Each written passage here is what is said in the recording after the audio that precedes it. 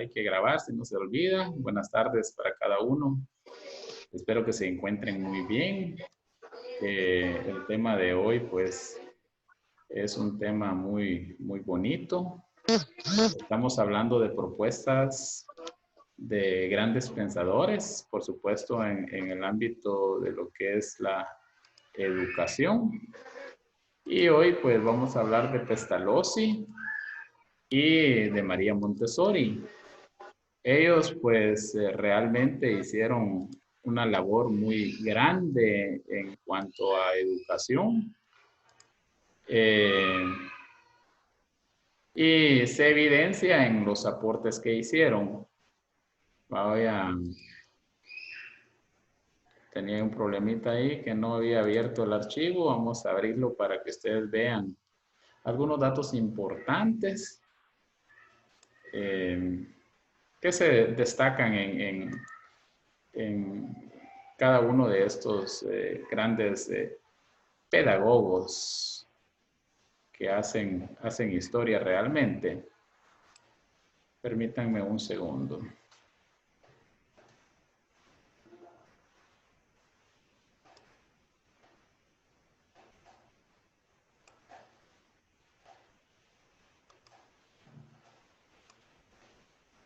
Quisiera saber si ustedes observan ahí la diapositiva. Sí, ahorita sí. Muy bien, gracias. Voy a ir un poquito así rápido para avanzar hoy. Tenemos a Enrique Pestalozzi, es, como les decía anteriormente, un gran pedagogo. Al igual que Comenius, al igual que Rousseau, creyó que la solución a la pobreza y a las contradicciones en la sociedad humana se debía buscar en una buena educación. Y por ahí partieron y por ahí se introdujeron y por ahí hicieron historia y por supuesto ayudaron mucho, especialmente en favor de la educación de los pobres, de los necesitados. Él creía que los niños no se les debe proporcionar conocimientos ya construidos, que al contrario, debemos de permitirles que ellos construyan sus conocimientos.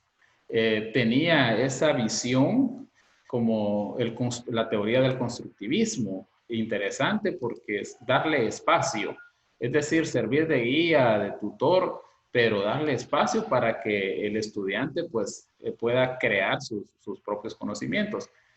Respecto a los maestros, deben estar preparados para lograr un desarrollo integral del alumno, más que para impartir conocimientos, y eso es importante. De hecho, nuestra Constitución habla sobre eso precisamente, el desarrollo integral de la persona humana, que hay que encontrarlo en cuanto al tema educativo.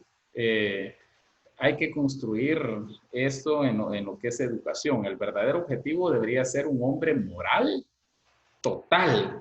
Y pues hace el bien y ama. Y sus acciones se basan en la fe y en lo posible y deja a un lado el egoísmo.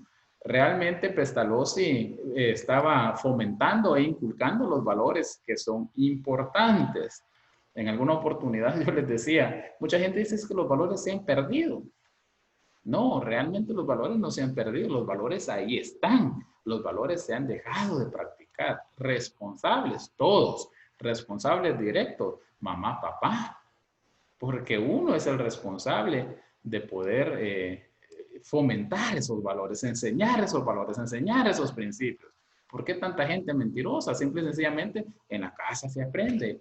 Entonces es necesario ese hombre moral, que aparezca ese hombre moral, ese hombre leal, ese hombre que haga las cosas con vocación, por amor, que sus acciones se basen en la fe. Y eso decía Pestalozzi desde 1746, ¿verdad? Fundó varias instituciones educativas en Alemania que por supuesto dieron grandes resultados a favor de lo que es la educación. De hecho, hubo una revolución en cuanto a la educación en Alemania, pero su lema fue el aprendizaje por la cabeza, por la mano y el corazón. Y no decía latigazos, por la cabeza, la mano y el corazón. Y gracias a Pestalozzi, el analfabetismo suizo fue superado, es decir, salió Suiza del analfabetismo en un alto porcentaje. La finalidad de la educación, según Pestalozzi, para él, conseguir que el hombre llegue a la perfección. ¿Cómo? A través del desarrollo de las capacidades humanas. Y es que ustedes realmente, nosotros tenemos muchas capacidades, muchas habilidades, muchas destrezas. El problema es que no sabemos cómo desarrollarlas. Se necesita esa persona idónea, se necesita ese orientador, ese capacitador para que nos guíe y que nosotros empecemos a encontrar esas capacidades que tenemos escondidas. Entonces, la finalidad de él era precisamente esto. La humanización del hombre es el fin de la educación. Tener un hombre realmente humano, no un hombre, porque cuando nosotros, nuestras actitudes son egoístas, son pesimistas, son negativas, son acciones inhumanas. Entonces, realmente la finalidad de la educación es llevarnos otra vez a humanizarnos. Triple actividad, el espíritu, el corazón y la mano. El espíritu, hablaba él de la vida intelectual, el corazón de la vida moral y la mano de la vida práctica. Él sugería que hiciéramos o que se desarrollara esa triple actividad en lo que es la educación como parte de un desarrollo integral educativo. Y la educación sigue el desarrollo como les decía, de la humanidad. Y el camino debe ser el camino que debe seguir la educación para, según Pestalozzi, número 1, ser instintivo. Número 2, ser social. Y número 3, ser moral. ¿Qué significa ser instintivo? Bueno, eso se encarga la familia. Y acá se da en lo que es la educación familiar. Esa capacidad de lo instintivo, lo que llamamos nosotros por instinto, por impulso. Probablemente algunos hasta le llamen el sexto sentido, específicamente a las mujeres, ¿verdad? Pero esto precisamente se logra, según Pestalozzi, en lo que es la familia, esa educación familiar que uno recibe.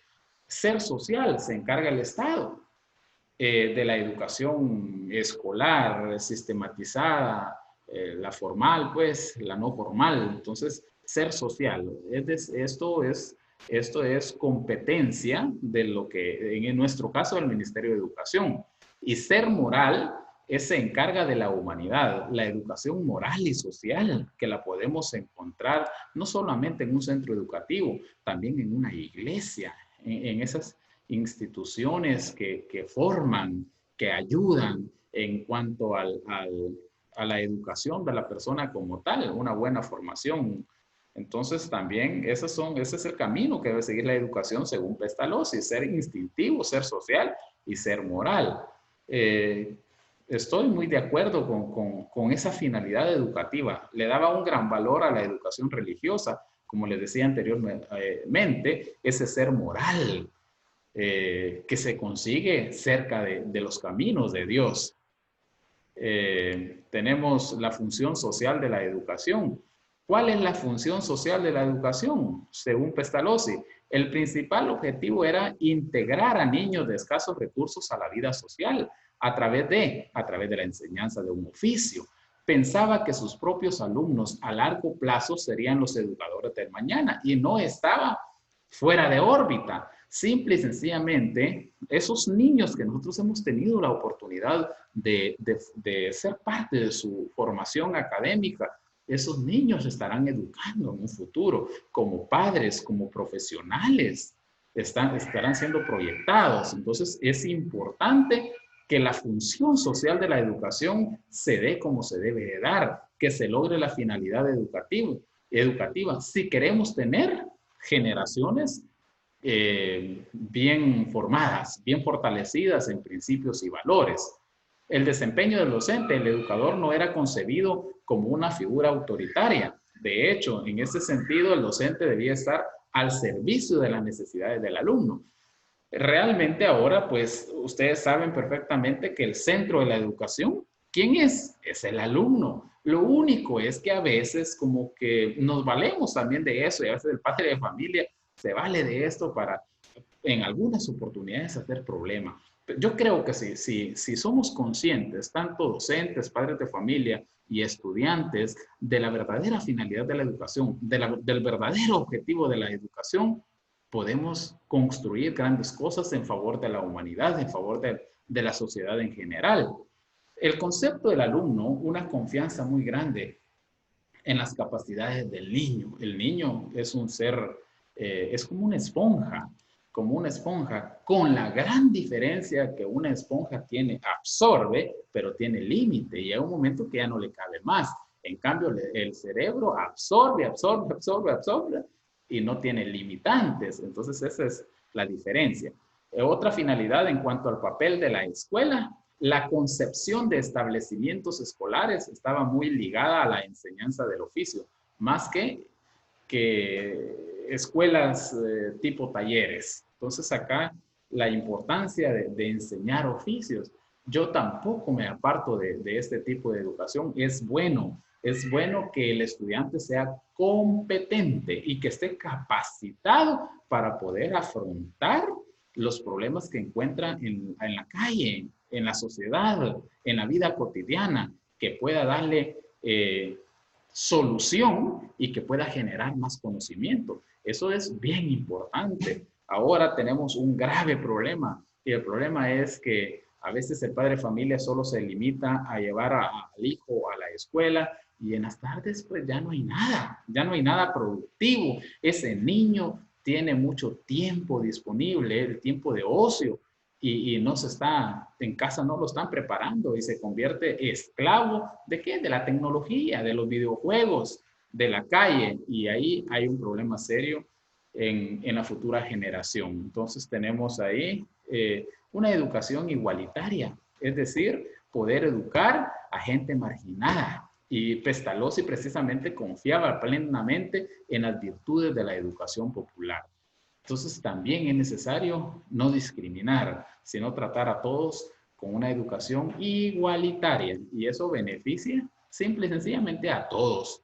Aspectos generales de la educación. Poner en práctica el método de enseñanza es importante. Tenemos la enseñanza de ambos sexos, es decir, la coeducación, que no haya discriminación de géneros, no los niños por un lado, las niñas por otro, o los niños sí y las niñas no, simple y sencillamente esa enseñanza de ambos sexos, importancia de la educación creativa y productiva.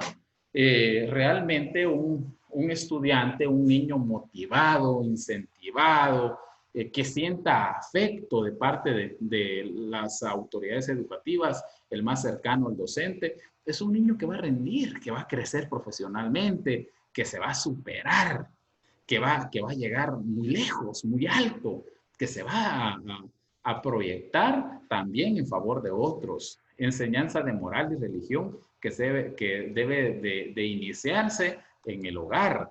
Considerar que las relaciones afectivas entre madre e hijo condicionan ese desarrollo. ¿Por qué? Porque ahí pues se desarrollan sentimientos de bondad y de amor. Esa educación social, la cual debe comenzarse, como les decía, ¿en dónde? En el hogar, no en la escuela, y continuarse, por supuesto, en los centros educativos.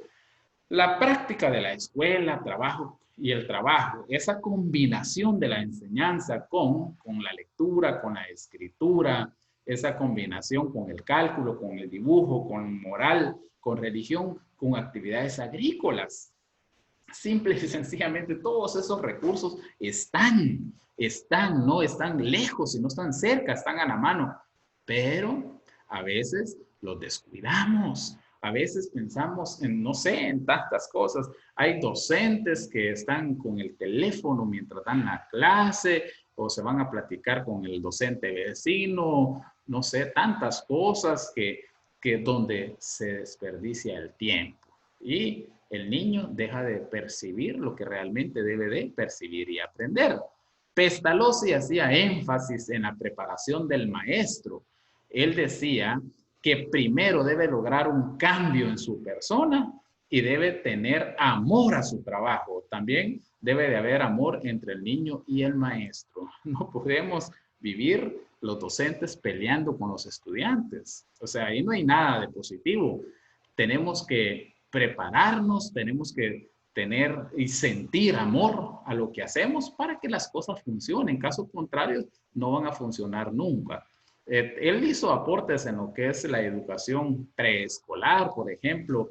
Pestalozzi, él decía, la pedagogía comienza a ver al niño de una manera diferente, lo sitúa en una verdadera relación con la naturaleza y con la cultura. Fue el primero en preocuparse por la socialización del niño. Consideraba que la escuela debía construirse una pequeña sociedad sin restricciones de individualismo y que los alumnos a través de la cooperación llegaran al conocimiento previo esperado, a lo que hoy le llamamos nosotros aprendizaje significativo, el que parte de conocimientos previos. Y a pesar de que su enseñanza se basa en una educación elemental, no escapa sus influencias a la educación preescolar. Entonces, por ejemplo, tenemos aportes importantes como le dio importancia al desarrollo de los niños, que es fundamental. Ya vamos a ver a María Montessori que le da seguimiento precisamente a esto. Puso en práctica la organización de experiencias y actividades por medio del juego, los famosos juegos lúdicos. Tantas formas de poder enseñar a través de juegos, especialmente a niños de edad preescolar. Valoró las actividades espontáneas del niño, hizo énfasis en la ejercitación de las manualidades o actividades manuales, que también es de suma importancia porque ponemos en juego, especialmente con los niños, lo que es la motricidad fina y la motricidad gruesa, que precisamente de eso nos habla en lo que es el currículum nacional base. Consideró la ejercitación en el dibujo como un medio para perfeccionar progresivamente lo que es la mano, lo cual pues va a servirle de base para la escritura. Totalmente de acuerdo con él. Ejercitó el lenguaje por medio de la conversación sencilla para después aprender a leer. Interesante, interesante cómo nos invita al diálogo con el estudiante, a que nosotros entablemos una conversación. Realmente lo resumimos en ser amigos. Si nosotros somos amigos, entonces hay de qué hablar, hay de qué comunicarnos. Y esto pues ayuda a dar paso para que el estudiante aprenda a leer en la edad preescolar. Destacó la utilidad de los ejercicios corporales combinados con los cantos, interesante, ahí, allá entra también ese arte a través del canto, y señaló como vital el desenvolvimiento del niño en sus primeros momentos con la familia, en especial con mamá. Mamá juega un papel importante en la educación. Ahora, yo siempre he dicho, no sé qué opinan ustedes, si comparten este pensamiento mío. Muy bien, hay cobertura educativa, muy bien, estamos implementando estrategias de aprendizaje, hay guías, está el currículum nacional base, excelente, pero para mí que se necesita capacitar a mamá y a papá, se necesitan charlas con mamá y papá. El Ministerio de Educación debe de implementar. ¿Por qué razón? Porque el hogar es la primera escuela y ahí podemos nosotros desarrollar una serie de habilidades, de destrezas, desarrollar lo intelectual para que cuando llegue al centro educativo se le facilite y aprenda, pero el doble, el triple, de una manera fácil y práctica. ¿Estamos de acuerdo en eso? ¿Qué opinan ustedes?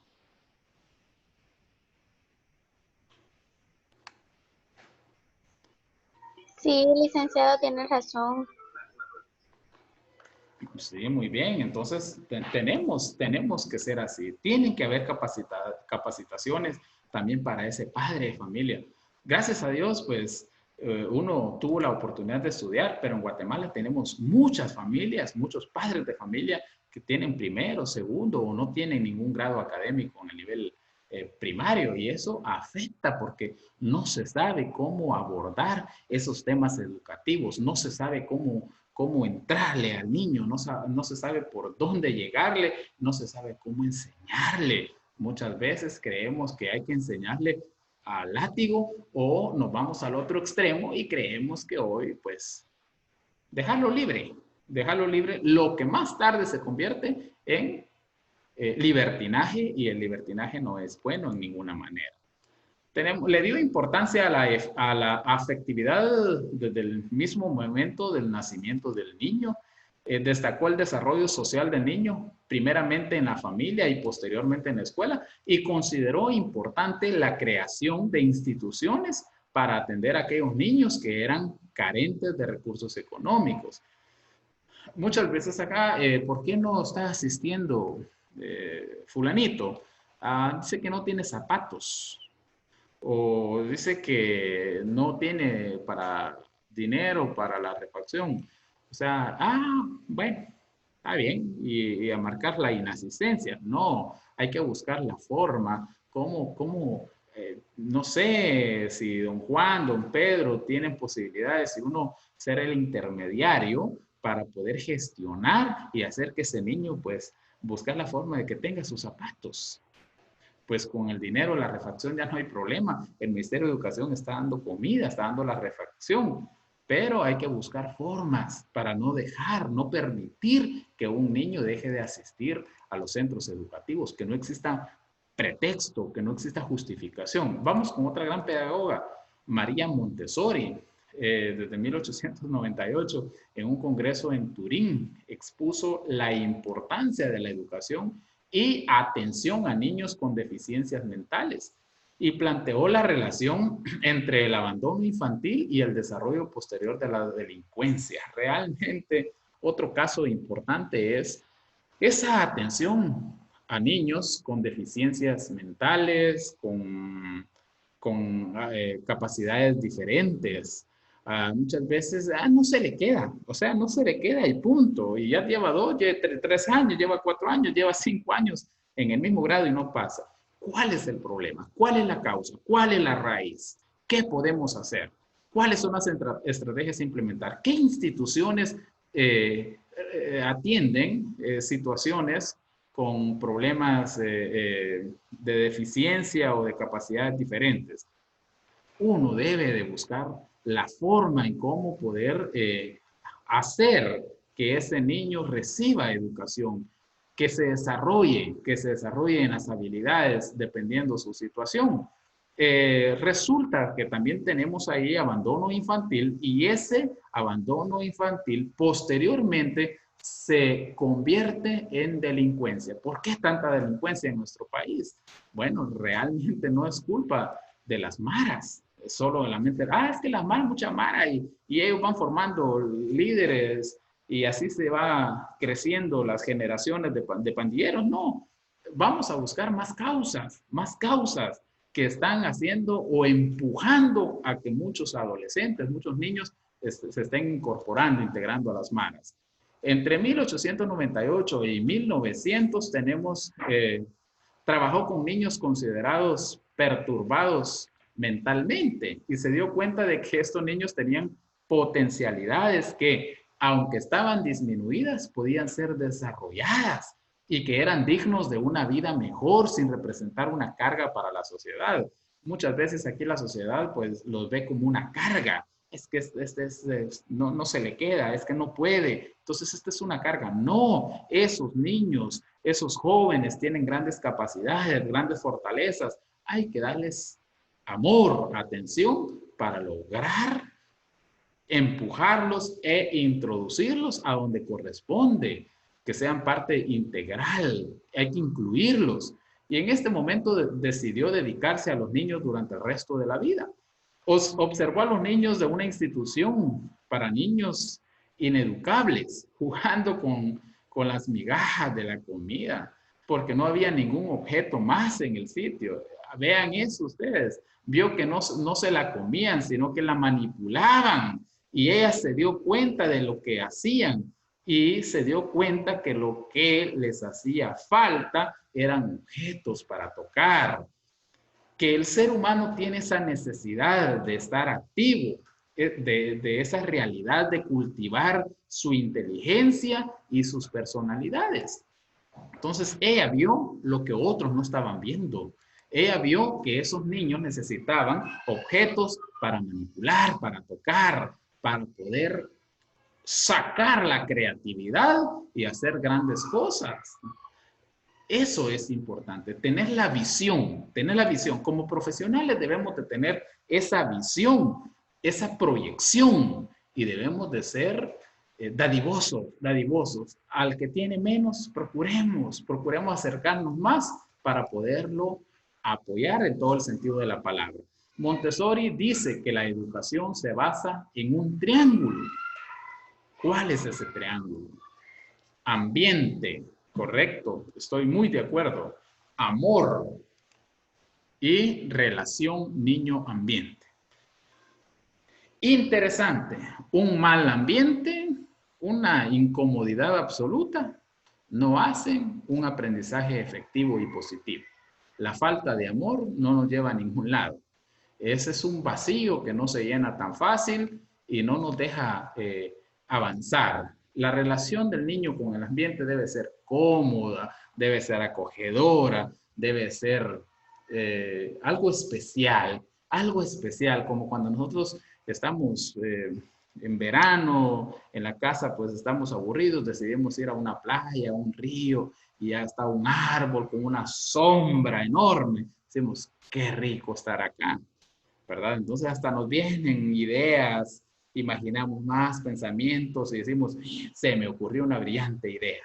Es decir, el ambiente juega un papel importante y en el niño, pues ni lo digamos, así lo es. Entonces, ese amor, esa habilidad de darle al niño la posibilidad de qué cosa? La posibilidad de despertar su espíritu para después proporcionarle los medios que correspondan a este despertar.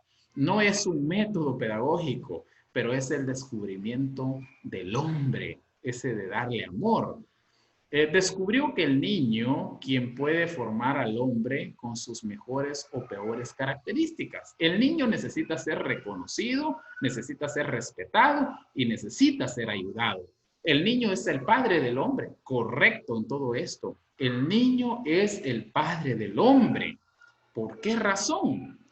Simple y sencillamente porque el niño, como decía anteriormente, es una esponja que está absorbiendo y que a la vez está procesando y desarrollando lo que va a ser ya como adulto, ya como un hombre adulto. Descubrió cualidades que enaltecen al hombre en el niño, como carácter, fuerza moral, fuerza de personalidad y presentes desde la infancia, por supuesto, aunque debe ser desarrolladas. Y debe respetar el derecho del niño a protestar y a opinar. Y ello conlleva las capacidades de observación, análisis, síntesis. Necesitamos facilitarles los medios para desarrollar. Interesante cómo necesitamos que el niño también proteste, el niño opine, el niño participe para lograr ese desarrollo integral en el niño y que la educación sea un verdadero éxito. Logró que los niños realizaran el examen estatal, obtuvieron resultados similares a los de los niños normales, porque ella se recuerda que trabajó con niños con algunos problemas, con capacidades diferentes, y llegó a la conclusión de que el niño normal está subdesarrollado, que se necesita también en el niño normal finas atenciones. Elaboró la pedagogía científica partiendo de la observación y del método científico. Interesante, de la observación, interesante como parte de una técnica que permite un diagnóstico para poder hacer una planificación. Y elaboró, por ejemplo, sus materiales acordes a las necesidades. Elaboró la pedagogía científica, les decía, y trató a un grupo de 60 niños totalmente rebeldes ustedes, entre las edades de 3 y 6 años, pero los trató hasta ver cambios muy positivos en ellos. ¿Cómo a veces se discriminan a esos niños rebeldes, molestones, inquietos, y no se les da la oportunidad, sino que cállate, sentate, estate quieto, enseñarle un cincho, enseñarle un chicote, pero no es así. Más rebeldes los ponemos, entonces el trato tiene que ser diferente y en vez de imponerles reglas arbitrarias y llenar la cabeza de datos, se les dejó libre su espíritu. Interesante, como muchas veces quizás a nosotros Nos llenaron de reglas arbitrarias, nos llenaron de datos, de puro conocimiento. Probablemente hasta nos dolía la mano de copiar. Y esto no hubo libertad de espíritu para que uno se desarrolle, porque uno tiene grandes potencialidades, tiene grandes capacidades para lograr esa plenitud de desarrollo, pero muchas veces nos atan de las manos, nos atan de los pies y nos tapan la boca y los ojos. Entonces ahí frustran todas las capacidades, no permiten que sean desarrolladas. Cuando a los 4 y 5 años aprendían a leer y escribir como un proceso natural, el mundo se conmocionó. Cómo estos niños rebeldes a los 4 o 5 años ya sabían leer. Así San Lorenzo dejó de ser un centro de control, así se llamaba el centro de control de niños, y se convirtió en un centro de investigación donde se desarrollaba al niño con dignidad, con libertad y con independencia. Tenían la libertad de ser activos y la responsabilidad de saber cómo usar esa libertad. Muchas veces nosotros no sabemos cómo utilizar esa libertad. No sabemos y ahí nos enredamos todos y no sabemos para dónde agarrar, qué hacer, qué ser.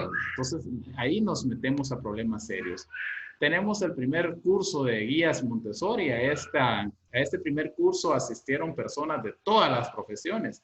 Al terminar el curso, a petición de un grupo, escribe su primer libro, que es el método de la pedagogía científica. ¿Cómo una mujer tuvo tanta visión? Por supuesto, era una mujer preparada académicamente.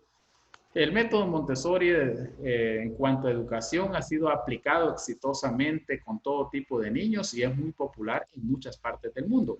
Tenemos principios básicos de ese método. La mente absorbente de los niños, ese es un principio, lo aprende todo. Montessori compara la mente de los niños como una esponja, como les decía anteriormente. De estos principios ustedes van a desarrollar una actividad. Los periodos sensibles. Ella habla y se refiere a los periodos en los cuales los niños pueden adquirir una habilidad con mucha facilidad y se trata de sensibilidades que permiten a los niños ponerse en relación con el mundo externo de un modo excepcional. Estos momentos son pasajeros y se limitan a la adquisición de un determinado conocimiento. María Montessori lo describe de la siguiente manera. El periodo sensible del lenguaje, ¿a qué se refiere? ¿Qué sitúa? Bueno, se sitúa aproximadamente entre los 2 meses y los 6 años. Ese periodo sensible del lenguaje, donde el niño desarrolla su lenguaje. El periodo sensible de la coordinación de movimientos. ¿En qué edades el niño coordina esos movimientos? Más o menos de los 18 meses hasta los 4 años. Ella hablaba del periodo sensible del orden, más o menos desde el nacimiento hasta los 6 años. El periodo sensible del aguzamiento de los sentidos, de lo agudo de los sentidos, más o menos desde los 18 meses, tiene hasta los 5 años, tiene muy agudos los sentidos y él logra percibir, logra detectar, logra desarrollar tantas habilidades gracias a los 5 sentidos. El periodo sensible del comportamiento social, más o menos desde los 2 años y medio hasta los 6 años. Y esto que estamos viendo nosotros como periodos sensibles, si no los trabajamos bien, son los resultados de los hombres en el futuro, de las mujeres en el futuro, ya sea si no los trabajamos bien, de resultados malos. Si los trabajamos bien, resultados positivos. Tenemos el periodo sensible de los pequeños objetos, un periodo muy corto en el transcurso del segundo año.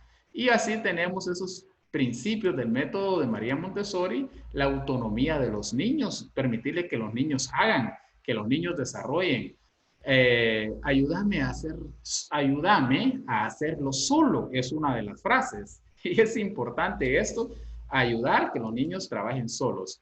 Un ambiente preparado se refiere a un ambiente cómodo, organizado, para que el niño diseñe, fomente, aprenda mejor. Desarrolla aspectos sociales, emocionales, que el niño se sienta cómodo, que utilice ese material didáctico.